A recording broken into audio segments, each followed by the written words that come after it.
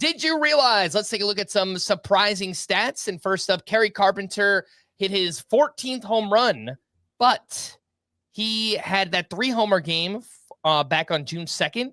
In 17 games after that, he hit 122 with 0 homers, 29% strikeout rate, and a 341 OPS. So, Chris, I did not realize how bad Kerry Carpenter had been recently.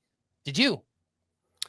Yes, I had, but mostly because someone pointed it out to me on social media today, actually.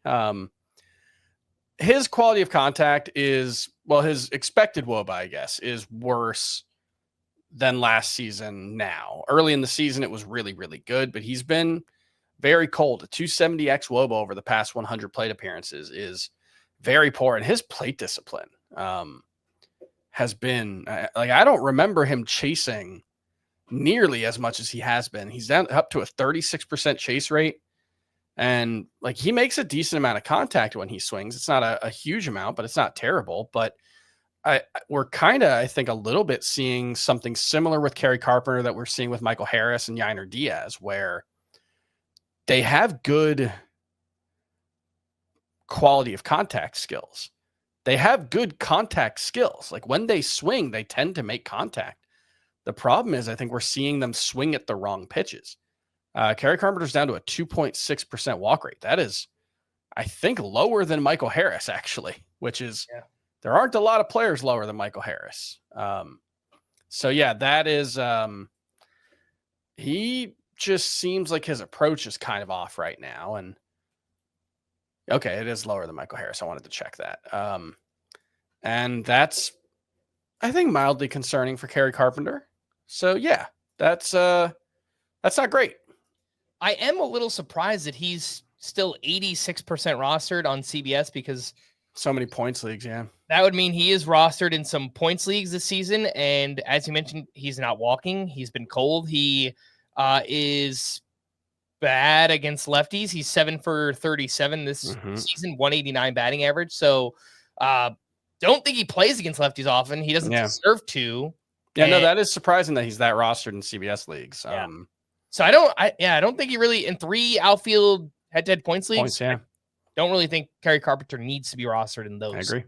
Let's talk about George Springer, who had another big game, 3 for 5 with his 11th home run, 3 runs and 4 RBI. But another one where I didn't realize, over the past 35 games before this one, George Springer was hitting just 200 with a 674 OPS. Still came with 5 homers, still came with a 15% barrel rate. Plate discipline is still great. Expected numbers are still awesome. I was just surprised, Chris, because it felt like Springer is just having this great resurgent season. Yeah. But, I don't know, 35 games of hitting 200, that's kind of bad. Yeah, so this is one where I reference these rolling xWOBA numbers that Baseball Savant has, and this is one where it's very you can make whatever story out of it that you want, because if you look at the last 100 plate appearances, it looks like George Springer has not slumped even a little bit. His last 100 plate appearances, he has a 391 xWOBA. That is an elite mark. That would be like a top 15 mark in baseball. If you look at the last 50, however, you see right around 2 weeks ago, it just collapsed. And his last 50 plate appearances before today, 288 xWOBA. That would be a really, really bad mark, and is a really, really bad mark. So he was super, super hot early in the month, and he was hitting the ball really well, and he has completely fallen apart over the last 50 plate appearances, probably 14, 15 games. So it looks like he has earned this slump that George Springer's in, and given what he's looked like in the previous years before this season, I tend not to write off even a small slump, just because we're talking about a 35-year-old who has had a pretty bad track record lately and then had 2 good months. I'm going to go with the longer track record there, So I'm not giving up on George Springer. I'm not saying you need to drop him in every league, but I'm not necessarily writing off the possibility that this slump is not just a slump. Yeah. Springer is still 88% rostered on CBS. I would rather roster him than Kerry Carpenter right now, though. Yes, I think that's fair. Yeah. All right, let's talk about Yandy Diaz, who now has multiple hits in 6 straight. He went 3 for 4 with a run scored. And Chris, did you realize that he is having a monster June, hitting .423 with 4 homers, 14 runs, and 1137 OPS, 95 mile per hour average exit velocity. And all of a sudden, the overall numbers are exactly where they should be, maybe even better than you thought they would be for Yandy Diaz. I did notice this one. Thank you for asking.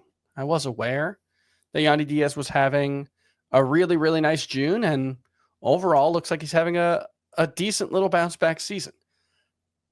I think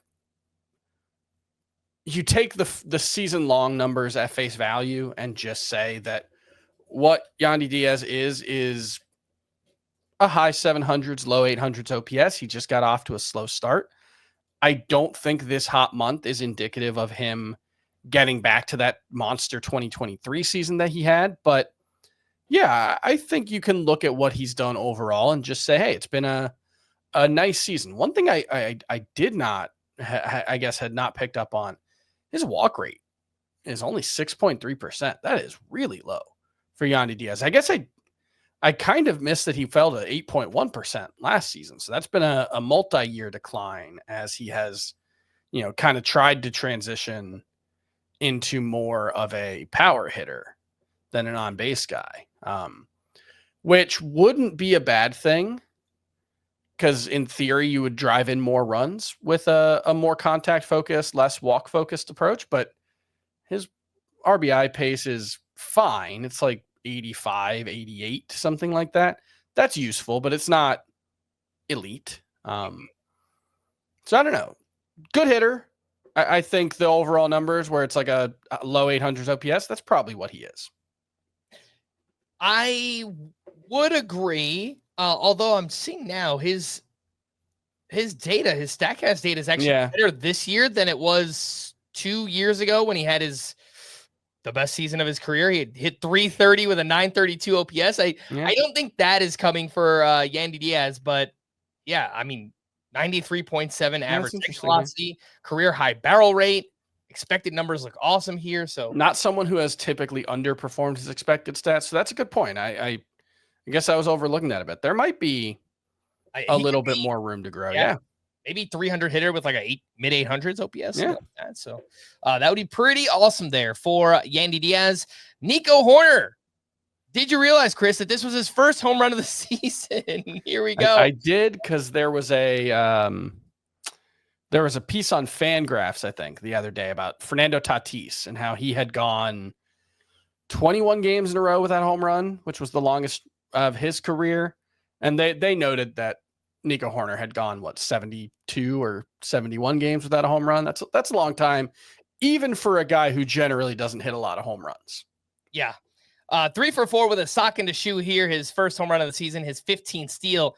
And if you look at his season-long line, Chris, everything kind of looks where it should be, except the home runs. And look, he's not expected to hit a lot of home runs, but you would probably think, I don't know, 8 to 10 by the end of the season. Right now, he's on pace for 2. So, yeah, he had 7 last season, 9 the year before. Ironically, he is pulling the ball more this season, including in the air, which, it's typically what we want. Although for a guy with minimal power like Nico Hoerner, it's not necessarily the best thing to be more predictable. You kind of want to be able to hit line drives all over the field, unless you're going to be able to hit them over the fence to the pull side. But yeah, I in this instance, the margins are so small that you would normally expect 4 or 5 home runs from Nico Hoerner over the course of a half season. Well, the difference between 21 home runs and 18 home runs is barely noticeable. The difference between 4 and 1 seems like a lot, but it's just 3 home runs each way, right? Yeah. So I did know that Nico Hoerner hadn't hit for much power. I don't know if it really changes his value very much. He's a really, really good source of batting average. He'll score a decent but not outrageous amount of runs. He will steal a decent but not outrageous number of bases, and that's what he's doing. He'll probably hit like 5 or 6 more home runs the rest of the way. It'll be a real power burst for him. Yeah. And you might think he's a person, Nico Hoerner, that excels more in a roto league, but because he makes so much contact and he's in a great lineup, he just has so many plate appearances. He's actually very good in points leagues as well. Yeah. So, just all around solid player. Wish there was a little bit more power, should he be like a top 5 second baseman? We've talked a lot about how bad the position's been. I have him close. Yeah, he's 6 for me, so I guess I have him 6 in points and 7th in roto. So yeah, I think he's 6 in both for me. So yeah. All right, let's talk about Kris Bubic, who had another uneven start. 6 innings, 8 hits, 4 runs. Only 2 of those were earned. 8 strikeouts to 0 walks. That looks good. 12 whiffs on 91 pitches, but had 10 hard hits in this game at 93.2 average exit velocity against. And Chris, did you realize that Kris Bubic over his last 3 starts has an average exit velocity against of 92.4? So whatever's happening, opposing batters are seeing him better. They're squaring him up a little bit more here. Overall numbers are still fantastic. I just wonder, especially because I think there will be an innings conversation at some point, if we should look into trying to sell high on Kris Bubic now. Can you ask me the "did you realize" question again? Over his last 3 starts, just the "did you realize" part. Oh, just "did you realize"? Did you realize? Sorry, that's the song I was talking about earlier. Flaming Lips song, "Do You Realize?" Great song, one of my favorite songs of all time. And I was just stalling to give myself a chance to find something that Alex Chamberlain was talking about on Blue Sky over the past couple of weeks about how Kris Bubic, his 4-seamer, is suppressing hitter exit velocities by 1.7 miles per hour relative to the rest of his arsenal. Most pitchers, their 4-seamers get hit harder than the rest of their arsenal. So for most hitters, according to what Alex Chamberlain said, 4-seamers get hit on average about 2.4 miles per hour harder. For Kris Bubic, this was as of June 3rd. It was his 4-seamer was suppressing exit velocity by 1.7 miles per hour. It could just be that his 4-seamer is really an outlier in a lot of ways. The fact that it sits 92.4 miles per hour and has a 30% whiff rate certainly suggests that it's an outlier in a lot of ways. But I think there's also a chance that the 4-seamer has been performing better than you should probably expect. And maybe we're seeing a little bit of regression.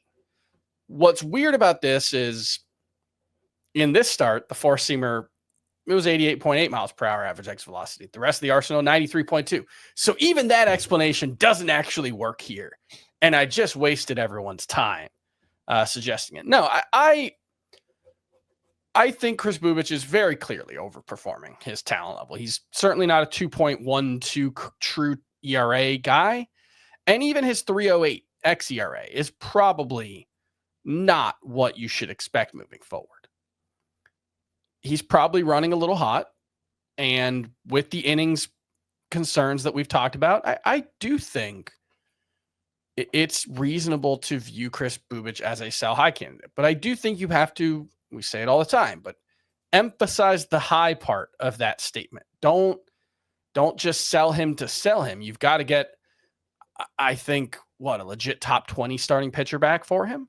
Yeah, I was going to say top 20 starting pitcher, or I don't know, like a top 50 overall player. Yeah. So like a top 5 round hitter, basically. And so in a points league, that's even more true because he's a sparp there. And he is the top sparp. The clear top sparp and probably, I don't know, a top 5 guy at the position rest of the season. So yeah, you need a legit difference maker wherever you move him for. And that could be hard to do, but he's got that pretty ERA. And I think it's worth trying to get a real difference maker for him.